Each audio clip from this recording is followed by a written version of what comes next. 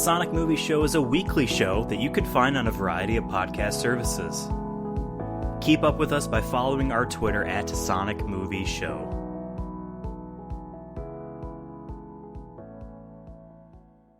What's up, guys, and welcome to... What episode is this? I don't actually know. We did so many... 57, I'm pretty sure. This is 57? You can double check. My guess is 57. What? It's episode 7 of the Sonic Movie Show. I'm, scrolling past all these folders that 57, I'm pretty sure. Is it? Okay. It's 57. My name is Ethan. With me here... Oh, yeah, we do Sonic News, Movie News, Sonic Movie News. Name is Ethan. Devin's here. He's going to say a quote. What's a quote? Smells like body spray and an old ham sandwich. That's from the movie. I remember that one. But we're not talking about the movie today. We're talking about other Sonic news things on the Sonic Movie Show. My name is Ethan. With me here is Devin. He said his quote. Smells like body spray and an old ham sandwich. First up is Sega sells their arcade business? And then there's other things. So... Just taking a step back, COVID has... I'm sorry, there's an election going on. It fucking sucks. Or it's great. It depends on what happens by the time this airs. It's looking like... It's not good, but... The fact that it is this thin margins is not good in that sense. This should have been a no-brainer. Yeah, a much bigger... sense. And imagine, I don't know, just imagine. You know what the issue imagine if our candidate had a platform of tangible things. Like imagine Medicare if he came for out all. and said, I guarantee you Sonic and Tails movie will come out in my first year as president. So next year. Yeah, next year, guaranteed. He will make it happen. I'm telling you, that would have been a landslide. Yeah. Well, I mean, I voted for Trump, but I guess I'd vote for Biden. No, I'm kidding. I didn't vote for Trump. Our first news. I'm sorry. It's 9:43 p.m. on a Thursday night. I got paid today. This is a great day. You get paid on me. Thursday, huh? Yeah, on Thursdays. I'm a Friday boy. Weird. It's weird. I was gonna say, is it Thursday at midnight or? It's Thursday at 3 a.m. for me. So if I wake up in the middle of the night, I'm like, ooh, how much did I make? So if you go to the bar and you're broke. You gotta wait till 3 a.m. to buy some drinks. Okay. I know. But I mean, that's the best time to buy booze. When you're alone at the bar. No, I mean, to be fair, sometimes I can get it as early as 1:30, you know? Okay. But you know what sucks, just like not having money, is having an entire business model predicated on physically going and interacting with grimy machines in a small enclosed space. With no other alternatives for income. That's right, Sega Entertainment has lost so much money due to COVID. Sega Entertainment being the Sega Sammy parent company's business of amusement and arcade equipment. Oh no, lost Sammy. So much money. Sega Sammy, yep. They lost so much money that they are selling off 85%? It's like 85.1 or 81.5%. Of their shares, 85.1% of its shares in this smaller company to another company called Genda, Genda. Is that a Dragon Ball Z character? That's Vegeta, right? Yeah, Vegeta. He's the one that says it's over 8,000. Okay. That's yeah. the only way I know my Dragon Ball Z characters is through memes. There's a pickle guy. Yeah, Piccolo, right? Yeah, and then there's the pink man that eats people. He turns them into cookies. Boo, or whatever. Yep. Oh, and there's Gaku. But, yeah. It's not Goku, it's Gaku? See, I said over 8,000 because the joke was that I'm saying everything. I don't remember. And then you straight up said Piccolo's name, and then you said Gaijin Boo's name, and I'm like, come on, at least let me mispronounce Goku's name. I was not picking up that you were actually doing a bit. I'm sorry. Dude, I started to watch the original Dragon Ball, the, original version of that was unedited, but with English, subtitles or English dubs that they did later. And there's a reason why they did not air this on American television way back in the day. You see fucking Kid Goku's dick and his balls. Nice. He cooks and eats a live dog. Hey, Should happen. This chick shoots him with a handgun, and they show it. Sounds great. It sounds like a great show that we should show children. Oh my god.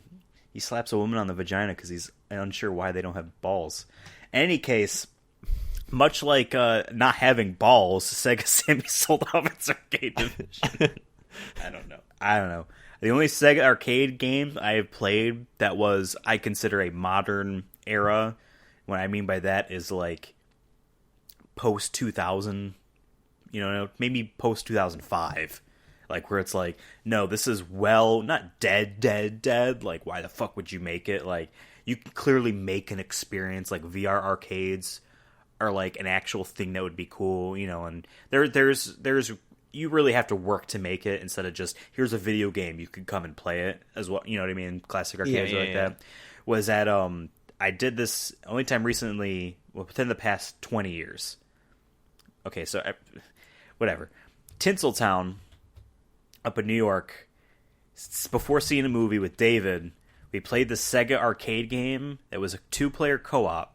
It was 3D polygonal, looked new at that time. We were like in maybe middle school, probably high school, I guess.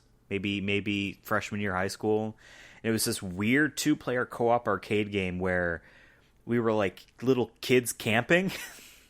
And we had to like run away from animals and fight them, and like the attraction screen before you put in your money, or it's like, hey, please play this game, look at all this crazy shit that's in the game, was a section where one person is rowing in a canoe while the other person has an oar and batting away frogs that are jumping at you. And we really wanted to get there, but we couldn't because we didn't have the money to do it. That's the only Sega arcade game I've played. I know they make arcade games even still, but it's in this weird niche like category of it all. Does Frogger count? I played Frogger. I mean, yeah, I played on the Game Boy. Game Boy though. Oh, well, I mean, like, but the picture for it looks exactly the same. Yeah, I mean, Frogger's Frogger. Yeah, but to me, I consider like an actual cabinet you play. Like, I played Miss Pac-Man like once. I think I might have played House of the Dead or something. At some point. Actually, you know what? They have a House of the Dead cabinet at the Regal Theater in the mall that we used to go to up in New York. Hey, Daytona, USA. I played Daytona USA. Oh yeah, you did. You crash. Trying to think. Mario and Sonic go to the Olympics. I did that at a Dave and Buster's, and I won a. That's right. I got some Knuckles coins. plushie. I got a Knuckles plushie from Dave and Buster's by playing Sonic games. That's right. I guess Sega probably made that arcade machine too. Remember when Microsoft announced in partnership with Dave and Buster's this gigantic screened co-op Halo arcade game?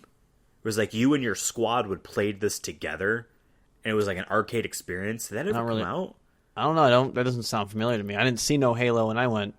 Because like every now and then I hear about, here is a cool arcade game. There was the Pac-Man one where it was 4 players on this big ass table, like an air hockey table sized. You stare down and that's the screen. They actually have one at the Strong Museum of Play. We're making all these references to Rochester.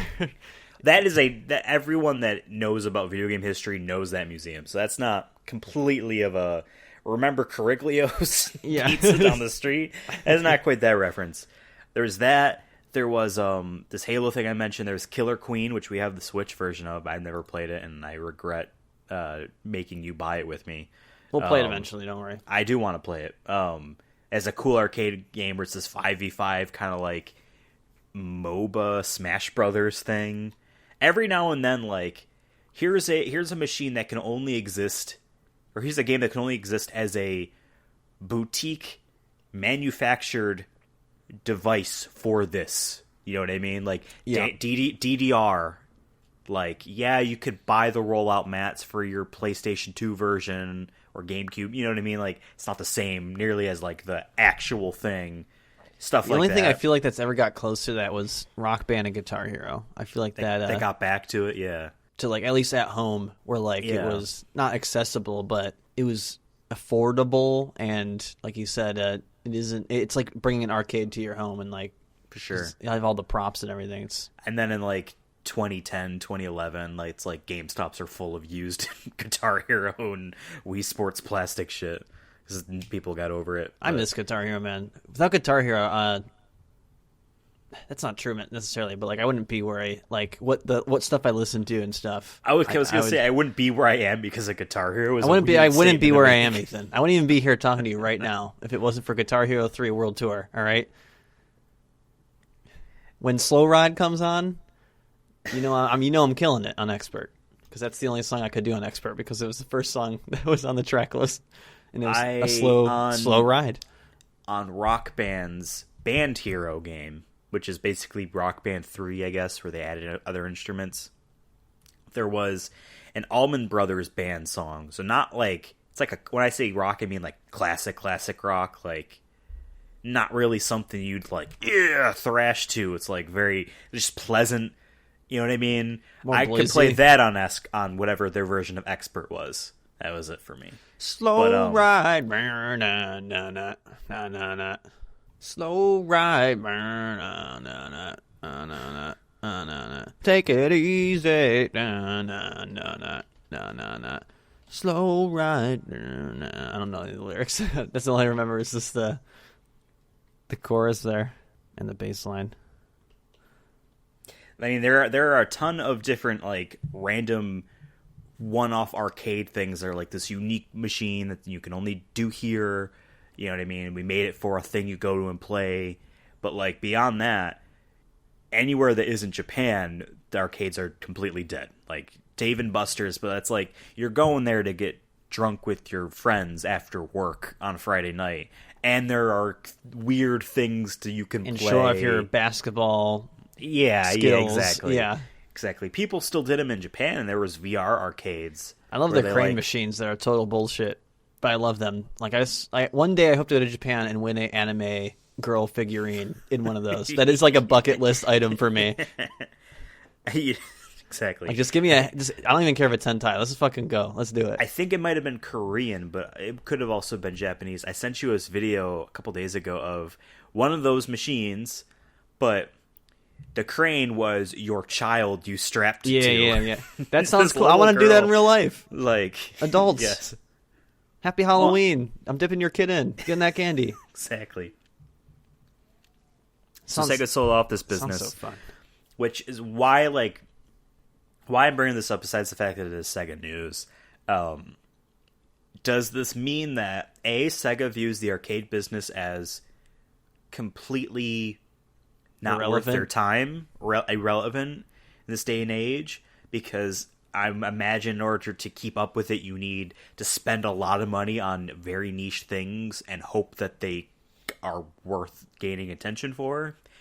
Does this mean that Sega itself is in financial trouble and needs to double down on stuff it knows can sell, not things that are cool and creatively fulfilling but might not actually make bank? And does this mean arcades are dead? What are your opinions on... Well, we did an episode previously during the time when, Microsoft buying Bethesda there, and then we talked about the possibility of, not Microsoft, but just another Sony or Nintendo, buying Sega. Is that a possibility in the near future? And I don't think we really said... We said it's possible. We didn't necessarily say that it was going to happen, but we looked at like the net worth of Sega, and it is not as expensive as you think if you're just looking at how much they are worth, and that maybe they would be willing to sell at $20 billion to Microsoft or something. So I'm not saying that this is necessarily related, though. Like we can't really confirm that. But it's still a little bit nerve-wracking to see them sell over 80% of shares to another big company, especially when they are making how many millions of dollars a year, if not billions of dollars a year. It's a little concerning. So I guess hopefully this isn't like the start of the writing on the wall for Sega being bought by someone. It could just be like you said, that they see that the arcade industry is irrelevant and they're like, hey, let's just try to get something now because we won't get any in 3 years. when we probably would sell it then. Like, hey, we have a buyer here. Let's take any money we can get, especially during COVID. Not saying that video games are necessarily, if anything, video games are doing well in COVID because people are staying home. People are buying shit to do. Yeah. But at the same time, maybe they were expecting a certain amount of money to come in this year. Maybe we talked about too that a new Sonic game was maybe supposed to come out later this year and isn't now at this point. So like maybe this is the starting of the writing on the wall. This is all speculation. I know people love to speculate, but I wouldn't assume anything unless we see something within the next couple months. I'd guess. Yeah. Like I hope not, but at the same time, no one really saw Bethesda being sold. Like there was no Yes, true. No warning signs. All of a sudden, it was just, oh hey, we're with Microsoft now. So I guess maybe, it's all speculation. We're not business experts. I'm a business expert. I got 3 degrees in business. Business, yes. But it's still it's a little bit. I'm a little bit nervous, but it isn't. I'm not sounding the alarm, so to speak, yet. I would say, but you never really know. I feel like unless you're Microsoft, Sony, or Nintendo in the video game world, I feel like no one's safe anymore.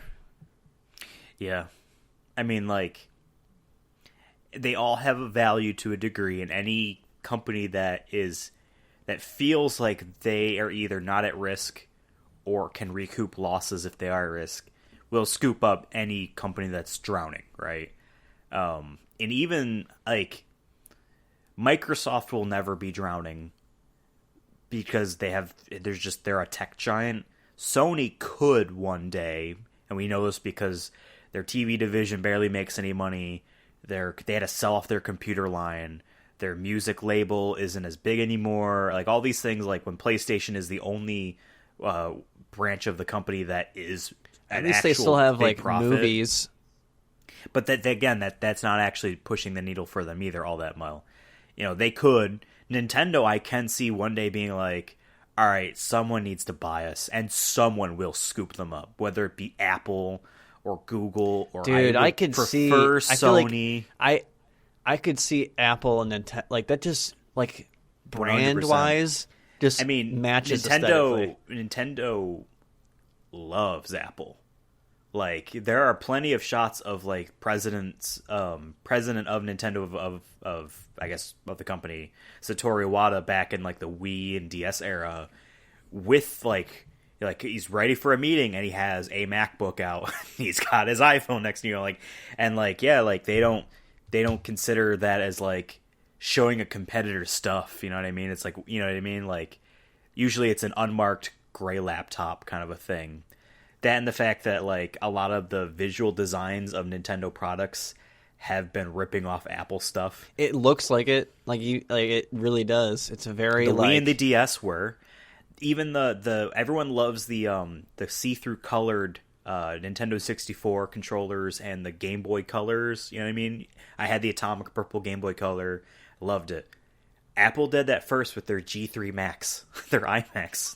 Where it was the see-through colored. That was a trend that Nintendo was like, yep, we're doing that too. I just say nowadays, looking at if you look at the Switch's, menu screen, it just reminds me in a way of, it's very simplistic. Clean, simple. Yeah, modern though at the same time, but with a touch of the bright Nintendo character colors. You have your Mario, and the fact that that there's sound effects and little tiny musical things to it that's like Nintendo. It's almost like Apple, but not soulless. Yeah, and Nintendo's it's more family oriented. When I look at Apple, I think of much more of a business light. You know what I mean? I'm not fun business. Yeah, I'm either in a shitty corporation or I run a small business, but it's really just me and I'm actually freelancing. Please send me money. It's Casual Friday is 2 to 3 times a week. Yes. To me, what I think also makes them so similar is the fact that everything that they design, whether it be actual software or hardware itself, seems to actually be, I don't want to say really well thought out, because it's always well thought out everywhere, but well thought out in like years later, there'll be an interview or a panel at GDC or some tech place, and someone will say, "Oh yeah, and the GameCube, we did this thing like this because we figured this might be cool." People are like, "Holy shit! Like we didn't think about that. Oh my god, that's so far-reaching forward." And you don't really see that in like, yeah, I mean the PlayStation 2, blah blah blah, did blah blah blah, but it played games and that was it, kind of a thing. Like it's those. It's always really well thought out between the two, Apple and Nintendo, where it's like, good. I'm sorry, I'm tired. So yeah, I would say though, so we're not going too off topic, but yeah, I guess it kind of sucks. Once again, capitalism bad, and it's part of why it's scary too, is because look how easily it got me to be excited about Nintendo being bought by Apple. Yeah. But at the end of the day, we really don't want that. We don't want that, no. It'd be cool, but also not cool in the big scheme of things. There'd be so many benefits by Sega being purchased by any giant company. You know what I mean? Like, yeah, imagine if Sony bought Sega to like combat Microsoft buying Bethesda, like in a console war. Like that's cool, but at the end of the day, like, okay, now we love Sonic. Do we think Sonic games are great most of the time? No. How much is that to blame on Sega? Probably a lot. There are potential benefits, but like Sony buying them, I'm like, oh, now I would trust that a good Sonic game will come out, but at what cost? Because there's always layoffs. Stuff like this, like Sega being purchased by Sony. Let's just say it as a hypothetical, or Microsoft. Would you consider that a death of Sega, as the idea of what Sega is dying? I mean, you don't have to give me a deep answer. I'm just trying to I was going to say, I say yeah. I mean, anytime you're bought by something, you're being eaten. It's like if you're a fish, and the magic dies. If you're a fish and a bigger fish eats you, you're dead. Yeah. I know, like, and doesn't care what you were thinking or how good of a fish you were. Something bigger came and ate you. It don't matter. I'm really trying to make this segue work. And you would say that if Sega died, it'd be like a celebrity dying, right? And you know that celebrities always die in threes. Next topic is Sonic Adventure 3 being teased. We saw the number 3 hidden in a tweet. I'm sorry, I did not see you trying to make that segue. We're not on the same page tonight, clearly. No, we're not. It's been a long day. So yeah, Sonic Adventure 3 has been jokingly teased. I don't want to straight up say teased. This was early October, by the way. I guess technically we could have covered it earlier, but since this isn't really confirmation, I think I think the fact that I never saw it picked up anywhere is kind of proof that it's not something to actually consider. So that's actually one of the things I would like to talk about is news, leaks, and the vicarious nature in which information is missing. No, I'm kidding. Going into election stuff again. Sonic the Hedgehog Twitter account, the official @Sonic_Hedgehog, tweeted out a shit post kind of meme about Supersonic and mathematical beauty with that perfect spiral kind of thing, and hidden on Supersonic's cheek is the number 3. Yeah, it's funny. I didn't see it until I actually opened the tweet. And then zoomed in. That is super faint. If anything, I'm more impressed that people actually caught that. Because, like, on face value, I do not see it. Like, I'm on desktop, too, by the way. If someone saw this on mobile, like, they must have been zooming in. I don't know why you'd zoom in. There's nothing really to see here. Yeah, it is of a higher quality than the base image it's placed on. It's so faint though. But yeah, and then of course the voice actor behind Dr. Robotnik or Eggman in the games, Mike Pollock, also made a goofy little joke about the number 3 and a reply to it. This doesn't mean that there is a third game. There probably isn't. The Sonic the Hedgehog Twitter account is smart enough to know what its fans want and the nature of how it interacts with its fans, and know it can joke about Sonic Adventure 3 without it being like setting up expectations. Well, like if Naughty Dog tweeted a joke about Uncharted 5, and obviously it wasn't happening, people would be actually pissed.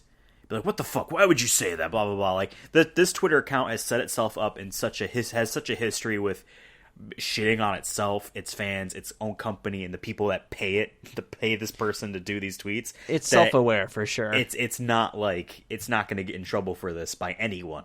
Like, yeah, some fans, I mean, you see articles that are like, Sonic Adventure 3 has been teased. Oh my god, this is insane. And it's proof, because look, start the countdown. Sonic Twitter did it. Yeah, but I think it's just the fact that we expect a new Sonic game next year, the fact that adventure nostalgia is at an all-time high. For whatever reason. I still don't know. Sonic fans, please let me know why you want Sonic Adventure. Like, why is that such a... I think, honestly... hot button. So, 2011, Sonic Generations came out, and that was the 20th anniversary of the original Sonic the Hedgehog game. That was... as of next year, that was 10 years ago. Mm-hmm. Next year, if there were to anniversary anything, it's 20 years since Sonic Adventure 2. So if you think about it, the people are like, "Oh, Sonic Generations, it's a celebration of the original Sonic, and then obviously every of the games since." Like, if you were to look at it like, "Oh, this is a celebration about the classic Sonics," we're at the point now where the people next year reminiscing about Sonic Adventure 2 when they play as a kid are the same age as the people reminiscing about the first Sonic game, in 2011. So it's like, it's the nostalgic loop of like, there's always something that someone grew up with that we can be like, yes. I see the Pokemon Twitter account pulling that kind of nostalgic act for likes and retweets all the time with random games and memes, bad memes about random, things that like, yes, the way they phrase this is gaining nostalgic for the specific people that played that as their first Pokemon anything. And so the goal with that marketing, in the end of the day, is just like, oh, I actually haven't played a Sonic game in like a year or two. Let me go on the Nintendo eShop right now and see what they got. I feel like playing Sonic. That's all it is. It's just... And they're cheap. Yeah, exactly. It's just nostalgia. It's not like they're necessarily trying to tease you about Sonic Adventure 3. I think they're just being like, hey, you remember Sonic Adventure? Fucking, I need to go get that on Steam. You know what I mean? Like, it's all... I think it is someone more than... someone at Sega does know that, obviously the Sonic franchise has been mishandled in terms of its main core video games and the production of them, so you could argue from that they have no idea what they're doing or what they want or what they think can sell from Sonic. But someone there knows that main Sonic games come out infrequent enough and sell good, but in the grand scheme of successful video game franchises, they sell okay. It sells okay, based off literally just name recognition and nostalgia, and not quality. If it had good quality, it might sell better because reviews would say positively. That person knows that a random new Sonic game is not going to sell as well as Sonic Adventure Remake or a Sonic Adventure 3, because it's just the same garbage, but it has a nostalgic factor to it. That's like, yes, you want to buy this. So someone knows that. I agree, but and that's why we think that it got pitched. At the same time, I know money talks. We were just talking about capitalism. Money always talks. But at the end of the day, I'd rather they not make a Sonic Adventure 3 until they just make a good Sonic game normally. Like, I don't trust them to, like, it to be good. I don't want it, like, for the 25th anniversary or whatever, you want it to be... I don't know, like, I'd rather just, like, it be a standalone, here's just a new Sonic game. It's not related to anything, it's just a new story, and just have it be good. It would feel like we're going back to the well. It's the only thing that was good. Because, going off your point there, because that actually... is a good thing I didn't think about. Starting in 1991 and then going forward with every single Sonic game coming out. You're like, yeah, Sonic 1 is good. Sonic 2 is awesome. Sonic 3 is crazy. Sonic and Knuckles is fantastic. Blah, blah, blah. Like, that Sonic CD was groovy as fuck. Everyone's like, yes, good, good, good, good, good. No one is like, these are terrible yet, right? That's not like, yes, you might think Sonic, the first Sonic game is very clunky compared to Sonic 2, or you know what I mean. You could have those opinions, but generally speaking, this is a good game that is as good or better than Mario. Like, that is not a thing you would say ironically, right? Yeah, we kind of glaze over the Dreamcast era and we get to, or the Saturn era, and we get to the Dreamcast. We launch with Sonic Adventure. And while, yes, you and I were 4 years old when that game came out, because that came out in 9999, with the Sega called the greatest day in entertainment history, September 9th, 1999. And yes, 2 years later, we were 6 and Sonic Adventure 2 came out, right? We were too young for this, so it's hard. We can't really jump back in time for that frame of reference, but I'm pretty sure that the consensus still wasn't that Sonic is bad. I'm pretty sure they're like, Sonic is good, it's trying to find its way, but it's not bad.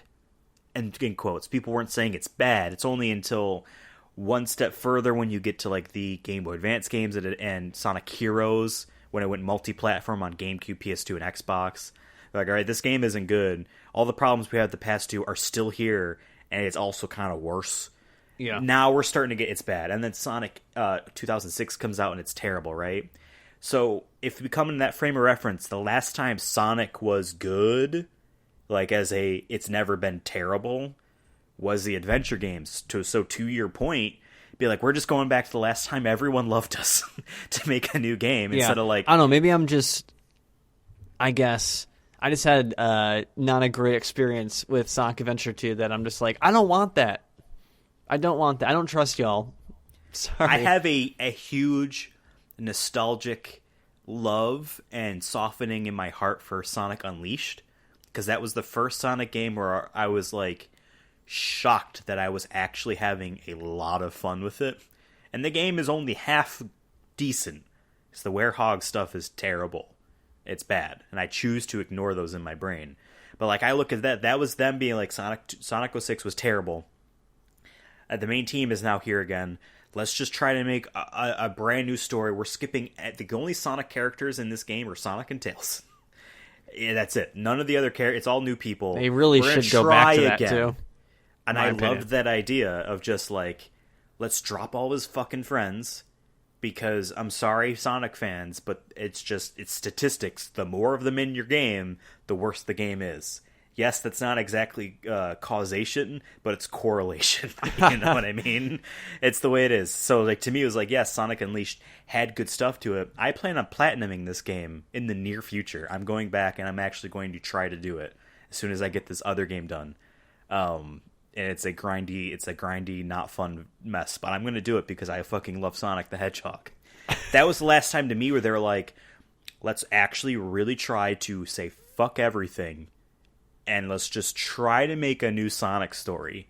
All the games since, like, yes, you could argue Sonic Colors was kind of like that, but it was really just being more like Sonic Unleashed, where it's like, hey, it's the same gameplay, you know what I mean? And it's not necessarily a sequel or anything, but it's like assuming that this kind of adventuring had happened between Sonic and Tails, if that makes sense. I know you didn't play Colors, so it's not really hitting you, right in the cortex where it needs to be, but Sonic Unleashed was the last time they really tried to do that. You could argue Sonic Boom, I guess, but that's like a weird side thing. Sonic Forces is terrible. Yeah. And that's it. That's what I'm saying. Like, I guess, I don't Either know. they go back to the well or they make something new. It's me being more, I guess, selfish in the sense that I just don't care for a Sonic Adventure 3. Like, I'd be happy for y'all, but I just don't care. I'd rather just be like, here's Sonic the Hedgehog, the game. And like that one random fan synopsis we read 10 episodes ago. Yeah, just something, I just, doesn't have to be anything crazy, just make it fun. I don't need there to be Sonic and Friends, Eggman destroying the moon with a laser, and then there's no repercussions for that, or there's no, everything's okay afterwards. I don't know, I feel it's overplayed to say this, but look at what Mario does, and like, no, you don't have to copy Mario, but like the way in which Nintendo treats a Mario adventure is what Sega should be not trying to completely emulate, but like, hey, take some tones for this. Like, yes, Sonic, kids and people like Sonic when he's talking and shit. People like that, and that's not something Nintendo tries to do with Mario. But like, you can't just like, the replacement for fun gameplay can't just be personality and talking. You know what I mean? That's like, fine no, I for still a want movie. the fun gameplay. That's fine for a movie, but not a video Not the game. You're game, playing a yeah. game for Yeah, the gameplay. Story should be second, right. I do not give a fuck about especially for Sonic. I all don't of care. Sonic's friends. I don't. Yeah, I'd rather, if anything, don't even have Sonic goddamn talk. I just have him run, please. That's what I'm here for. Just like in the first game. Yeah, I don't need him to talk. Yeah, no, I'm with you there. I mean, we obviously did our episode like a dozen or 24 episodes ago. Jesus, it's been so long since March. Yeah. Where we pitched our Sonic game. I think I titled the episode "Make Our Sonic Game" or "Please Make Our Sonic Game," and like, you went really like story, goofy, focused on it, and I went very like, core gameplay. This is how I think you can make it fun, kind of a thing. But like, regardless of which approach you want to take, whether it's just like over the top, super goofy, or like, fuck anything related to a story and just make a really good game, regardless of the fact, it requires someone over at Sega to be like, everyone here needs to get their shit together. Yes, us at Sega probably are not funding these projects a lot because we know it will sell regardless of the money we put into it. Unfortunately. But, like, we need a little bit of self-respect here somehow. Like, if we need like staff change-ups, we're like, hey, you guys need to work on something else. Make on like Sonic, you guys can still be called Sonic Team. You guys can still make games together as a team if if you're like this ragtag group of rock stars like the original Sonic Team's members were kind of like trying to emulate. If you want to do that, cool. Make something, a brand new thing. Make whatever your dream game is, because clearly it's not fucking Sonic. Just change your team name to just Team. And we'll have these fresh new people make their Sonic game and see what happens, because it's worth experimenting here, because we're throwing the same level of shit at the fan and it's still spraying shit everywhere. You know what I mean? Yeah. Like, I'm not saying, because when Pokemon Sword and Shield came out last year and fans were upset at certain things for stupid reasons, they're like, maybe Game Freak shouldn't be allowed to make Pokemon games anymore. Maybe it should be given to someone else. It's like, fuck you guys. They created it. They're working on it. It's their thing. I don't want to be like that with Sonic Team and Sonic. Pokemon games are actually good, though. Sonic games aren't. At the same time, I don't want them to like not be able to do it again. Maybe you guys need a break. Make something else. That's what I'm saying. Make your Give us own a Sonic game thing. in 5 years. And then maybe the nostalgia will be so much that it doesn't even matter anymore. You're talking about nostalgia for Sonic Adventure 3. Just make nostalgia for Sonic. And then you wait good. You would do a good 5 years and you make it really good. So you come out with the nostalgia factor. Then you get Game of the Year, and then you sell 5 billion it's copies. Sequel hype. Yeah, there you go. There is, and lots of major companies, including Bethesda, I feel like don't understand this because they are too invested in their work, their creative work, their games, their children, in that kind of sense. Like, it's something they care deeply about.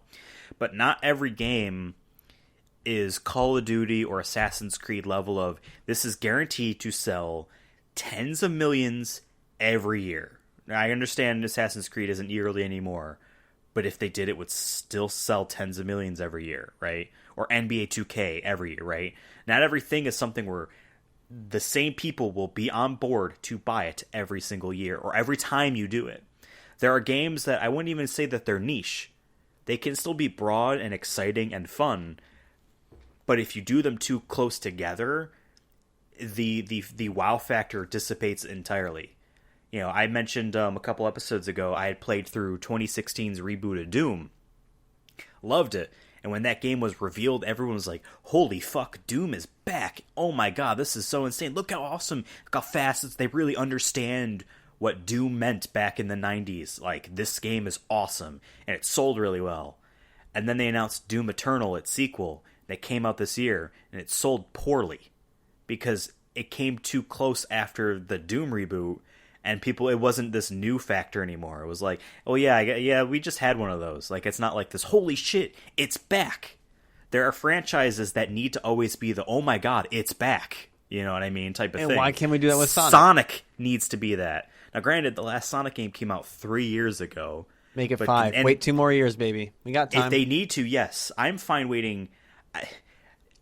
The last good Sonic game, the last game where I'm like, yes, I grade this as it is more good things to it than bad.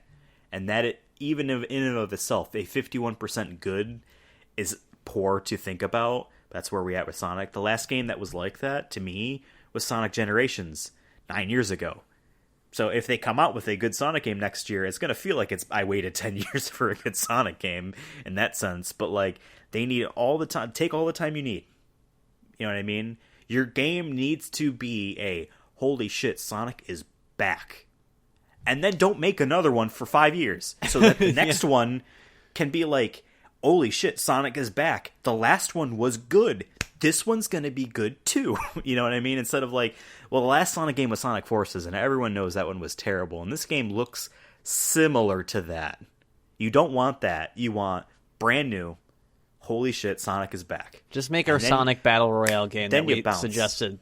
We give you full permission to steal it. Please. As long as you give us like written credit. Guys stole it like 2 days later. Yeah, literally put it in the credits or something. That's all I want. So I can put it on my resume. But that's about it. All right. Are you segueing to Yuji Naka's comments about credits in games? No. But we should segue to our boy Tommy. You talking about the book? No, Tom Holland. Oh, there's an Uncharted movie. Did you guys hear about it? Yeah. It's crazy, and it finished wrapping up filming.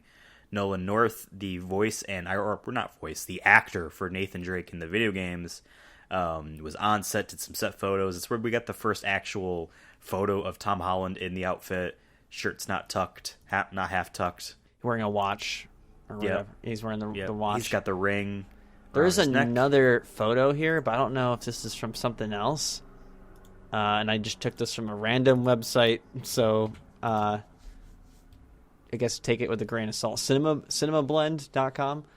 I haven't seen that. The first photo, yeah, it's Tom Holland with looks like a dirty mustache. Ew. A mustache, and I guess it could be Uncharted, but it also looks like that could be like Jurassic Park for all I know. You know what I mean? It could be anything. It could be like Dunkirk 3. Yeah. But yeah, the main photo that came out that Tom Holland put on Instagram was a set photo. There's it looks like a ship, like a pirate ship, because I see above there's like pillars, and then the wood's all split around them. But it looks like there's like rope and stuff going up, and then there's like a cage or a dungeon or something behind them. But it just looks like a pirate ship to me. Yeah. It probably either is that or an ancient temple or something. Yeah. But what do you think about just based? I mean, obviously, once the movie comes out, it might change the design or whatnot. But what do you think, just on face value here, Tom Holland's Nathan Drake look? Well, first off, I'd like to say that the fact that they've officially stated that it's finished filming says that the movie is actually going to happen. Yeah, I saw somewhere that it's next summer, right? So, I mean... Yeah. Yep. Or assuming COVID was originally is slated for this year, for this Christmas. Yeah, assuming COVID is at least... Cooperative by then, that maybe we'll get to see that in July or whatever month it is. Yeah. Yeah, no, I think that, well, we did our whole episode about what we want from an Uncharted movie, and so we mentioned a lot of the broad strokes there. Maybe I forgot anything I said, because I don't remember, but I think Tom Holland is a good enough fit. Seeing him in the outfit actually cements it further. Me like, no, yeah, he can be good. And maybe it's just because, like, yeah, I know more of, like, the goofy, nerdy kind of, like, voicing kind of stuff that he's done in recent popular things. But I do think he could do the Nathan Drake role justice. And I think seeing those kinds of set photos also makes me feel that the production value of it could be something that is better than the live action video game movies that we've seen that aren't an animated character like Pikachu and Sonic. Yeah. Because, like, granted, we haven't watched, as of this recording, the Assassin's Creed or the Warcraft movie or the Hitman movie, those more recent live action ones. There's actually been a couple Hitman movies, but, like, the recent one. But, like, my understanding from the trailers and just the way people talked about it is that it didn't feel grand and like the video game, in a sense. Or, like, the environments don't quite feel like they were the video game. They feel like light movie set versions. And so these set photos kind of actually make me think, oh, they could do this with Uncharted, and they could pull it off. Yeah, like if it's like Indiana Jones or whatnot. But yeah, I would kind of agree. The only thing I would say is that I'm trying not to. I'm sure, like once I'm like sitting in the theater and watching the film, I won't think about it anymore. But like just looking at the photo, I'm just like, this is Tom Holland doing like a Nathan Drake cosplay a little bit right now, and I'm just like, I don't see Drake in his face, but that'll change once we're in the movies going, and I'm like, I'm sold. You just gotta set up that disbelief, because it's like during the Solo movie when what's his name was playing it, and it was that isn't Harrison Ford, but once you buy into it enough, it kind of just goes away. It's another artist's interpretation of an art that they're emulating. Yeah, like Tom Holland found, I'm sure, because we haven't seen the movie, found his Nathan Drake. And while we will say that's not as valid as the Nathan Drake from the games that we know and love, but someone is going to see that and be like, that's my Nathan Drake. You know what I mean? So, like, there is, like, what I would have loved and dreamed was if it was Nolan North and the cast, and they got in the mocap suits, and they did it. You know what I mean? Or, like, they really make-upped them up so that he could look like Nathan Drake he's always portrayed as, and just do it. I would love to see that. I kind of agree with that, but I also don't, because they're a lot older than the characters they're portraying, or at least they look older. Like you said, it'd have to be a lot of makeup, and I feel like that'd be kind of... I just want to see them try, really. You know what I mean? Like, because when I look at Nolan North, I'm like... He's old. Dad. My old dad. Old. Like, I'm like, I can't see him running around, jumping over sandbags to avoid gunfire. You know what I mean? I just can't see that. I'm glad he physically did it for the mocap stuff. Yeah. I don't know. It's just like, but when you put himself really in it, it might be a different story. But that's what the stunt doubles are for. Yeah. But no, Tom Holland, I think, is too, like, I'm assuming this plot, I'm hoping, is going to be like similar to the first game. Yeah, but like 10 years before that, right? I'm assuming this is gonna be its own plot. Are we thinking that this is a young Nathan Indiana Jones? This is how I'm interpreting it. If he's supposed to be playing Nathan Drake as the same age as he is in the game, because in the games I feel like he's in his mid-30s, right? At least that's how I interpreted it. Early 30s, late, or maybe in the fourth game he looks more mid. Because that's the last one I played. Something that's more fourth game. I honestly, in A Thief's End, the fourth game, I think he's in his 40s. Is he? Okay, I think so. But I think here he's like, because Tom Holland is 20. I think he's our age, right? 25 or something like that. He's like a year or two younger than us. But he can play. 23. He can play like a 25-year-old Nathan Drake, and this is like his first real big adventure. I know he had adventures prior to the first game, but maybe this is one of the big ones that, they just don't talk about, and that's okay, and yeah, I kind of agree with you that, like, I'm not like hyped, but I'm just like, I can see this working if they do everything the way they should, and I hope that it's good too, because yeah, we had two good video game movies back to back, but they both were animated. Let's see if we can actually do it with live action human beings. I guess you could argue Sonic did do that in a way. It's just the main character being live action. Here's the thing, though. Sonic the Hedgehog's story and environment had nothing to do with the video game. Detective Pikachu made a Pokemon world, but it still wasn't, in quotes, the video game. It was the Pokemon world. They could do the Uncharted world as a, the video game world in the movie. Like, I think that's kind of what you're getting at, where it's like, yeah, Sonic was live action, but it still felt like an animated thing because it didn't feel like it was the thing, Like, I don't need it to be... we did our episode on it, but, like, it doesn't need to be so video gamey, but it needs to pull the elements, right? And, like, I want this to be, like, after watching the movie, be like, oh, to me, like, this is almost canon. You know what I mean? So, yeah, I guess I'm excited, but I'm not, like, hyped or anything, but I hope it's well. I want it to do well. I like Tom Holland as an actor, so I hope it does well, too, for his career and all that. I haven't disliked anything he's been in that I've seen. So I have no Good job, reason Tom. to We're say cheering for he you. would be bad in it. Just like the idea of people being bad in their storytelling roles and how he might not be. Let's do our bad attempt at our storytelling roles and get on to Chapter 12 of what we do in every video game news episode, or every news episode of the Sonic Movie Show, where we read another chapter at the end of our episode. I am so tired. I phrased that a lot better in my head before I said it, and It's then okay. I jumbled it out. We're reading a book. We read a book called Sonic the Hedgehog, the official movie novelization, now a major motion picture. We're on Chapter 12. Page 95 if you're following along at home. As always, Devin is all of the voices, and I narrate.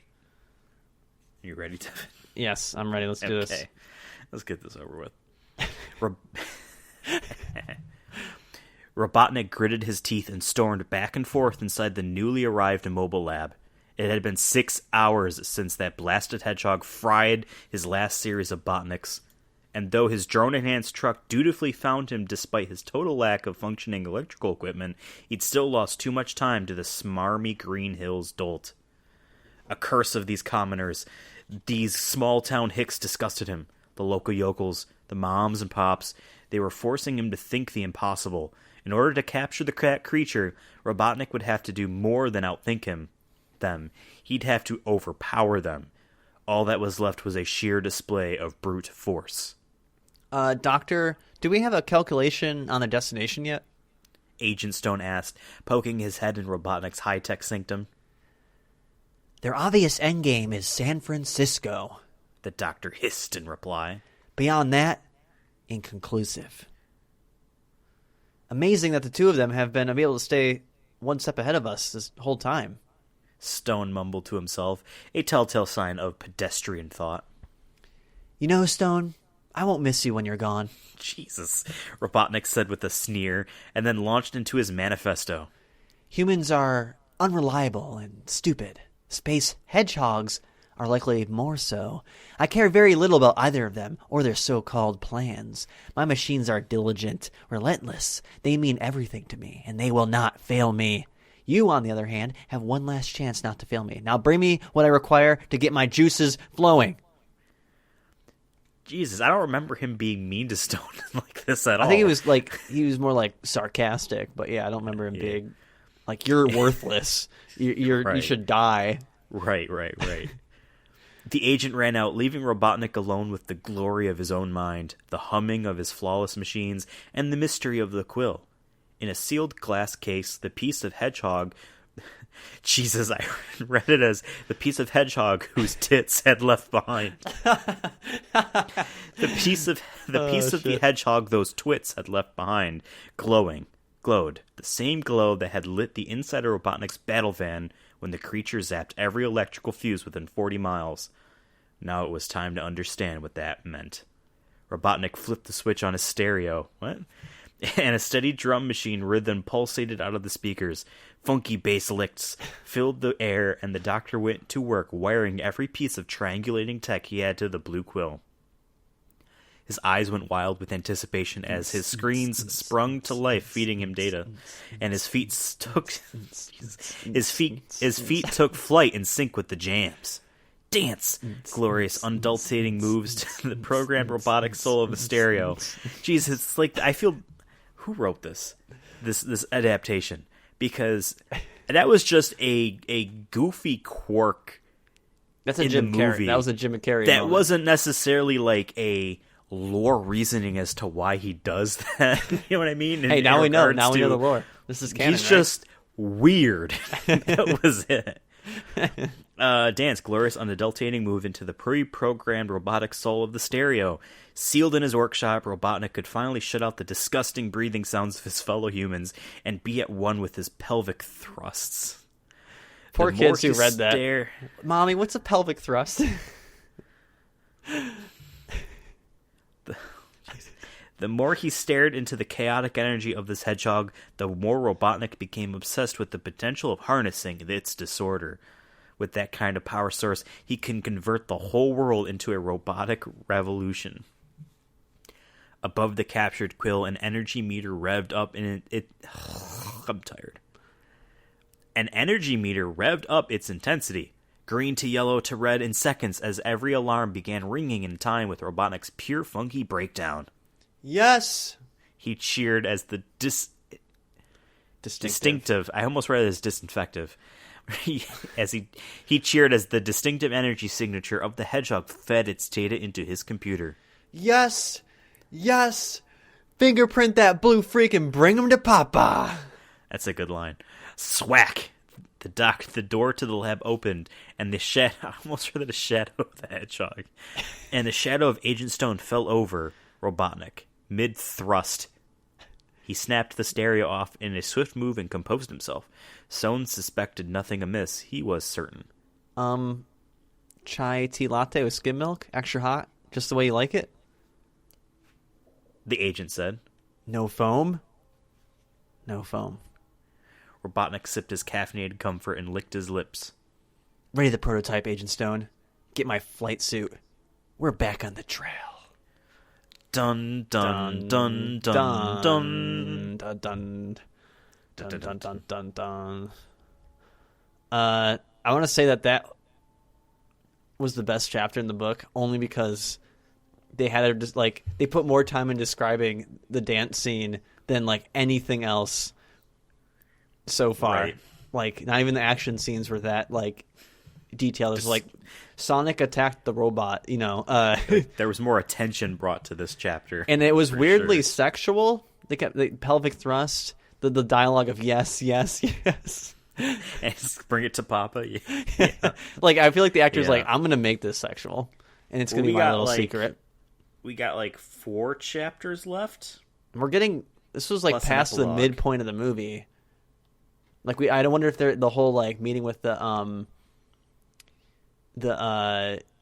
his wife's mother or his mother-in-law rather was going to be in it or not, or it's just going to be them at the tower, because there's only 4 chapters left. Unless those chapters are really long, they have to pick up pace. Well, we ended it on page 100, and there is 43 more pages. That's not that many. So these are longer chapters. Still not that many, though. I guess we'll see. Maybe I'm just basing off the fact that this chapter is super detailed for a 15-second scene. We had 100 pages spread across 12 chapters so far, so that's less than 10 a chapter. Here we have 43 spread across 4, plus an epilogue. So that's 9, 8 or 9 a session. It's interesting.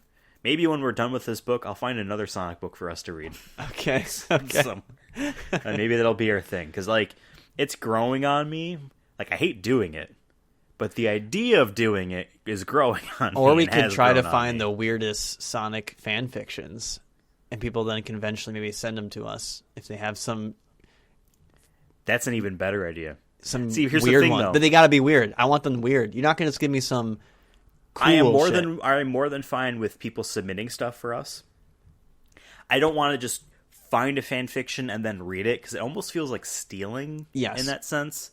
So I don't want to steal people's work. I paid for this book, right? And I saw that movie twice. I buy all the Sonic money games. Off of this. I buy all the Sonic games. Trust me. We don't make money off this show. We lose money on this show. We lose a lot of money on this show. This is a big budget, In fact, y'all. I owe you money for this show for this month. I just remembered. I think so. Turn one last month was.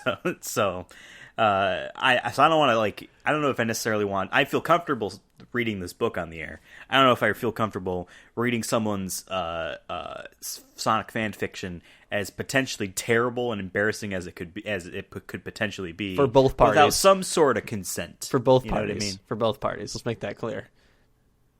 For all parties involved, yes. Even for the audience listener, yeah, even the audience, yes. But if we can find something like that to read, and then maybe set up a precedent where it's like, hey, you find folks out there, write us 3,000 words of a Sonic fan fiction, and we will spend 7 episodes reading. And it's got to be like, that. For me at least, I want it to be like cheesy and just weird and wacky, because I think that would make it more fun. If it's like taking itself too seriously, I'm sorry, but that's just going to be awkward. You would have to try to make it family friendly. Because I don't want you to be like, and then Sonic fucks the shit out of Knuckles. Like, I don't, like, come on. You sure? But I want a very famous Twitter account called fanfiction.txt. Yes. Was born out of the line, Obama chuckled, you mean the Chaos Emeralds? I want that level of gold. Now, granted, that's a high bar. It's a really high bar. In the way that's almost not forced, too. That just might be on accident, you know. So I want a story like that to read. Or if people can find us a new book, you tell us. Well, see, here's the thing, because like I bought this on Amazon. This book I'm holding in my hand, Sonic the Hedgehog official movie novelization, now a major motion picture, 2020 February. I bought it on Amazon, so I keep getting recommended Sonic books, but I think they're all like comics, so that wouldn't really necessarily work because we have no visual narration and visual. Just I mean, I could describe all the scenes, and you would be the Sonic characters. Is super ripped here. He's supersonic or something. That could be funny in its own right, but that's not nearly as interesting as straight up base level interesting as this. Yeah, I like your fan fiction idea though, but I will be on the lookout for other Sonic books. Okay. We're not even done with this yet. This is going to be... This. It still might be another 2 or 3 months by the time we get through the book. I mean, we got 5 more chapters to go through, and we're not doing news episodes every week. Yeah, so. That's what I'm saying. It could be end of December. It might be the new year by the time we need a new book. So we'll see. But, I hope you had a very merry election cycle. I hope in the future things turned out okay. If the race war has already started, this is our last message. Stay underground. In an actual serious note, stay humble, stay safe, treat your loved ones with respect. Don't buy Sonic games. Goodbye. Don't buy.